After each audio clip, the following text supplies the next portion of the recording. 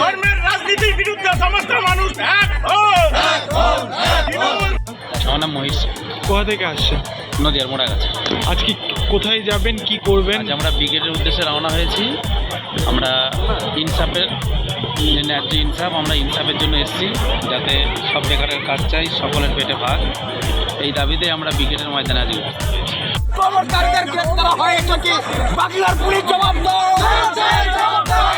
বক্তব্য সব থেকে শুনবার জন্য আপনার অধীর আগ্রহ রয়েছে। আমাদের সংগঠনের সকলেই ভালো বক্তা, সকলেই বক্তব্য রাখবে। তবু আমাদের এখানে মীনাক্ষী মুখার্জি সহ মোহাম্মদ সেলিম, এদের বক্তব্য আমরা এখানে শুনবো।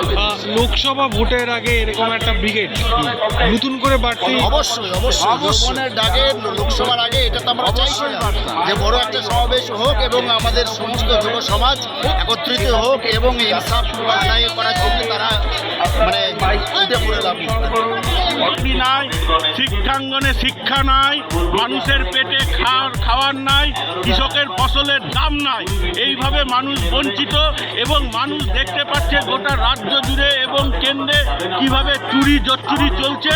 তারই প্রতিবাদে মানুষের ঢল আজকে কলকাতার রাজপথে নামবে, আপনারা দেখতে পারবেন। সুনেত্রা সমাজপতি। এই যে ব্রিগেডের আগে এত বড় একটা ব্রিগেড সমাবেশ, কি বলবেন?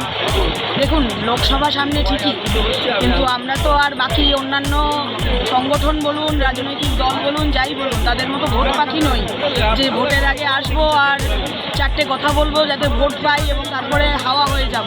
সময়টা লোকসভার আগে নিশ্চয়ই আবার কর্মীদের ফিরিয়ে আনা, পুরনো কর্মীদের ফিরিয়ে আনা, নতুন কর্মীদের তুলে নিয়ে আসা একটা প্রসেস বটেই অবশ্যই, কিন্তু আমাদের বেসিক যে দাবি সেই দাবি হচ্ছে একদমই দৈনন্দিন রোজকার জীবনের দাবি, শিক্ষার দাবি, কাজের দাবি।